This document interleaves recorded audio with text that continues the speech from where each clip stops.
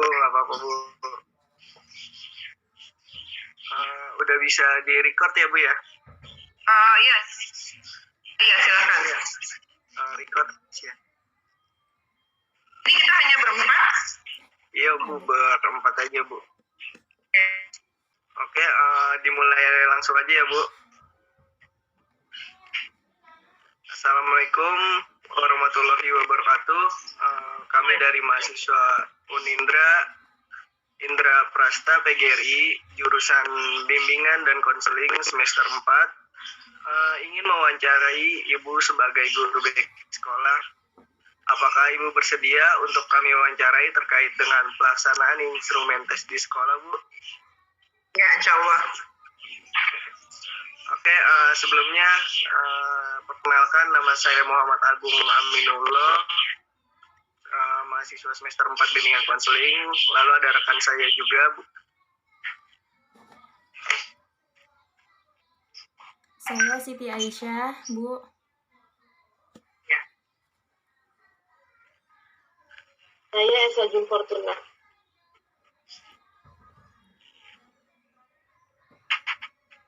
Oke, tadi udah ada Siti Aisyah Bu dengan Esa Jun Fortuna. Untuk pertanyaan yang pertama Bu ya. Ya. Mungkin Ibu boleh perkenalan diri dulu Bu. Kenapa? Perkenalan diri dulu Bu.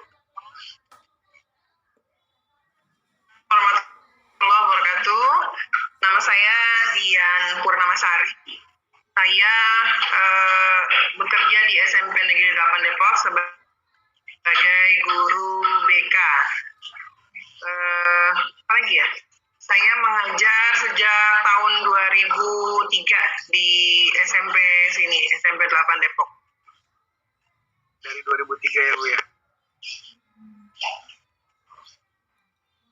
Oke, lanjut ke pertanyaan Bu. Kalau boleh kami tahu untuk jumlah peserta didik di SMP 8 Depok itu berapa ya Bu? Keseluruhan ya? Iya. Keseluruhan itu ada berapa rombel ya? 9, ada 29 rombel. Iya, kalau tidak salah 29 rombel. Sebentar, kelas 8 berapa? 10, 11, 9 ya? 10, 11, 9, berarti 30. Ada 30 rombel. Satu rombelnya kurang lebih 40 orang. Jadi ada berapa tuh? 1.200-an ya? 1.200-an siswa. Kurang lebih ya. Oke Bu. Terus untuk selanjutnya, untuk jumlah guru BK di SMPN 8 Depok itu berapa Bu? Guru BK di sini yang jumlah keseluruhannya ada 6. Yang yang latar belakang, alhamdulillah semuanya berlatar belakang bimbingan konseling pendidikannya. Namun masih ada yang belum selesai, masih kuliah semester berapa tadi? Semester 8, kakak kelas kamu kayaknya, soalnya di Unindra juga. Kemudian yang 3 dari UNJ, yang tiga dari UNJ, 1 dari UIN, dan 1 dari UHAMKA. Yang 5 alhamdulillah sudah memiliki ijazah S1 BK, yang 1 masih proses. Jadi semuanya ada 6. Semuanya ada 6 berarti Bu ya, untuk menangani jumlah yang tadi. Terus pertanyaan selanjutnya Bu, saya ingin bertanya Bu, di sekolah SMP 8 Depok ini asesmen tesnya itu biasa Ibu gunakan ketika melakukan instrumen tes di sekolah, biasanya menggunakan alat apa ya Bu? Nah, kalau instrumen tes itu kita biasanya kerjasama dengan biro psikologi, karena kita tidak tidak berani ya kalau misalnya instrumen tes, seringnya kita yang non tes gitu. Kita ada kerjasama biasanya. Berarti yang non tesnya ya Bu ya? Ya. Oke, mungkin rekan saya ada yang lanjut ingin bertanya. Bu, untuk cara Ibu menjalankan asesmen tes di sekolah kayak gimana, Bu? Gimana? Bagaimana cara Ibu untuk menjalankan asesmen tes di sekolah? Asesmen tes. Bentar ya. Saya masih bingung nih. Tes non-tes itu apa ya? Lupa. Bentar. Yang saya pahami itu, instrumen tes itu, instrumen tes. Instrumen tes itu seperti tes psikologi ya, yang menggunakan alat-alat tes gitu. Makanya di kami itu nggak berani kalau bukan yang ahlinya yang melaksanakan.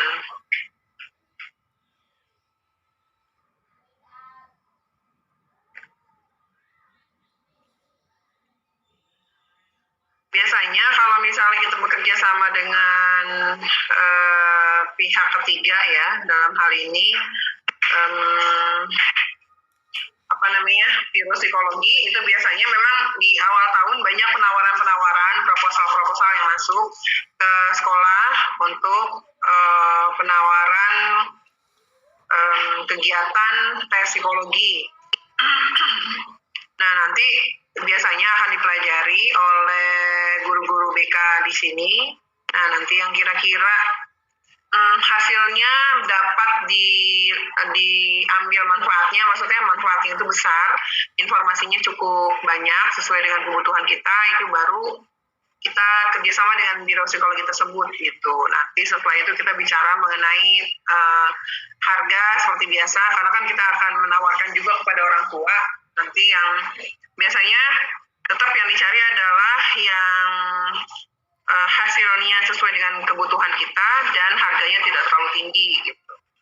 Kebetulan di SMP 8 juga merupakan sekolah penyelenggara pendidikan inklusif. Jadi salah satu keinginan kita adalah bagaimana caranya ketika ada tes psikologi tersebut dapat dideteksi secara umum apakah anak tersebut termasuk anak berkebutuhan khusus atau tidak. Biasanya seperti itu. Kemudian pelaksanaannya biasanya dilaksanakan itu sudah langsung diserahkan kepada pihak ketiga tersebut. Itu biasanya. Oke, baik Bu, lanjut ya Bu. Bu, saya ingin bertanya juga, pada saat pandemi seperti ini, kesulitan apa aja Bu yang Ibu hadapi sebagai guru BK di sekolah SMP 8? Pandemi ya. Pertama tentunya sama juga dengan teman-teman guru yang lain ya, bahwa kita terbatas tidak bisa berinteraksi, apalagi BK kan seperti yang diketahui bahwa BK itu sangat membutuhkan untuk berinteraksi, sangat butuh berinteraksi dengan, dalam hal ini siswa ya, itu sangat perlu gitu interaksi dengan siswa. Di samping di SMP 8 ini BK belum ada jam masuk kelas, kita akhirnya sangat kesulitan gitu. Kalau waktu sebelum pandemi itu kan kita masih bisa melakukan bimbingan konseling, konseling perorangan atau konseling kelompok atau bimbingan kelompok gitu ya, masih bisa tuh walaupun tidak dapat jam masuk kelas tapi kita masih bisa ketemu sama anak-anak gitu. Namun di saat pandemi seperti ini biasanya yang kami lakukan adalah biasanya itu menunggu info dari guru mata pelajaran atau dari wali kelas jika ada siswa yang bermasalah gitu ya.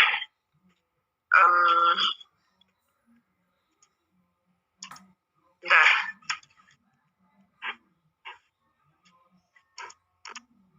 Kemudian nanti kalau misalnya dirasa sangat perlu, maka akan dilakukan pemanggilan dan dilakukan konseling perorangan. Tapi tentunya dengan jumlah pastinya yang jauh lebih sedikit dibandingkan sebelum pandemi. Hmm, kalau untuk bimbingannya di semester awal itu kami minta jam untuk dilaksanakan tatap muka dilaksanakan tatap maya melalui Zoom meeting seperti ini atau melalui ya fasilitas yang lain ya, misalnya Google Meet dan sebagainya. Itu sudah berjalan 1 semester. Cuma ya memang untuk efektivitasnya jauh di bawah tatap muka ya tentunya. Dan kendala-kendala yang terjadi itu hampir sebagian besar siswa memang di akhir-akhir semester seperti sekarang ini mereka tingkat kehadirannya dalam kegiatan PJJ memang jauh di bawah 50% lah dari tiap kelasnya gitu. Karena memang yang menjadi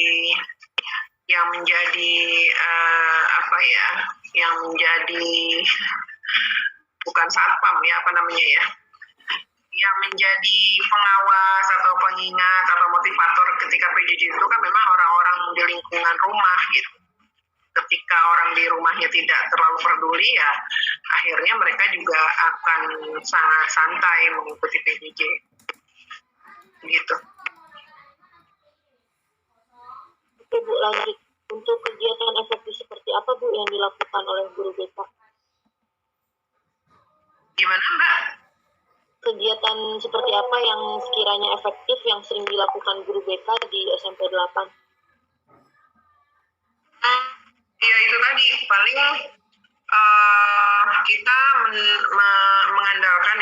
mengandalkan laporan dari guru mapel atau guru wali kelas maksudnya. Ketika ada laporan dari mapel atau wali kelas atau orang tua langsung, di awal tahun kami dari BK itu melakukan pemanggilan secara bertahap kepada seluruh siswa.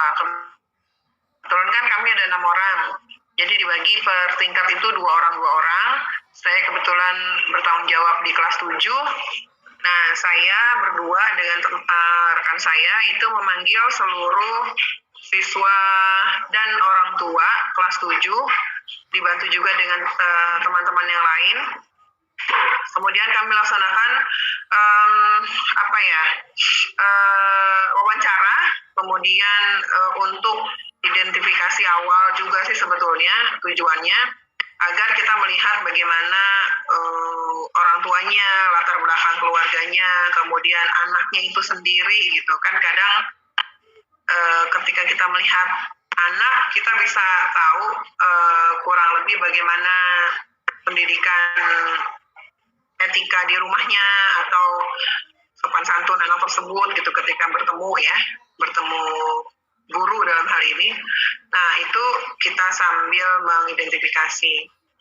Kemudian kita juga mendapatkan dari kegiatan tersebut, kita mendapatkan nomor HP yang aktif orang tua dan siswa, kemudian alamat yang jelas gitu. Jadi memang kita bertanya itu memang sampai detail, sehingga ketika nanti kita membutuhkan anak tersebut atau misalnya dia ada masalah, kita bisa langsung berkomunikasi dengan orang tuanya karena kita sudah punya database anak tersebut gitu di BK.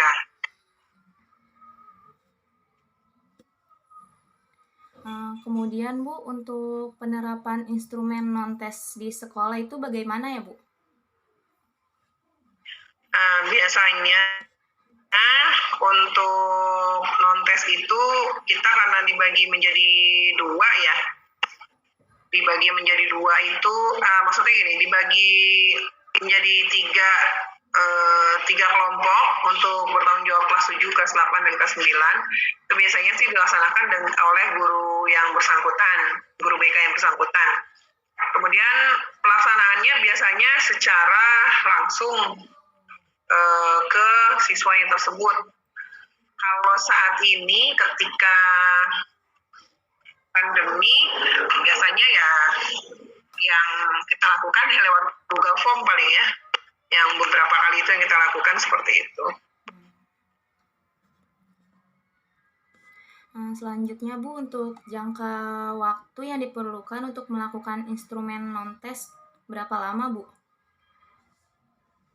Jangka waktu yang dibutuhkan biasanya sih kita nggak lebih dari seminggu, paling lama seminggu biasanya. Di saat ini ya, saat pandemi ini ya, itu paling lama seminggu. Itu pun kadang udah seminggu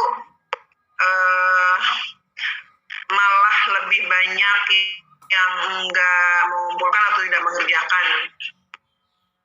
Karena kalau menurut saya, kalau tugas-tugas yang dibawa ke rumah itu jangka waktu yang diberikan harusnya jangan terlalu lama. Kalau semakin lama anaknya semakin santai, jadi dikasih waktunya yang mepet aja biar dia buru-buru ngerjain gitu. Selanjutnya Bu, bagaimana cara Ibu sebagai seorang guru BK untuk mengatasi kendala dalam melaksanakan instrumen non-tes Bu?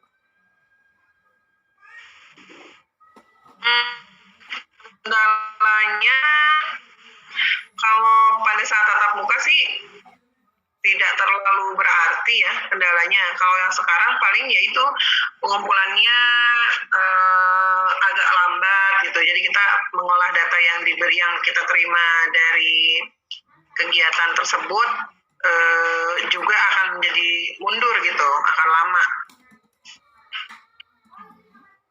Paling itu kendalanya. Oke, baik Bu, itu dia beberapa pertanyaan yang kita ajukan kepada Ibu untuk mengetahui bagaimana pelaksanaan instrumen tes maupun non-tes yang berada di sekolah SMP 8 tadi Bu, 8 Depok ya. Ya. Baik Bu, kami dan rekan-rekan sangat berterima kasih kepada Ibu Dian yang sudah bersedia kami wawancarai. Terima kasih banyak Bu. Semoga apa yang kita lakukan pada kegiatan pagi ini bisa bermanfaat untuk kedepannya dan untuk kita juga sebagai pembelajaran Bu. Baik Bu, mungkin sekian kita selesaikan kegiatan pada hari ini.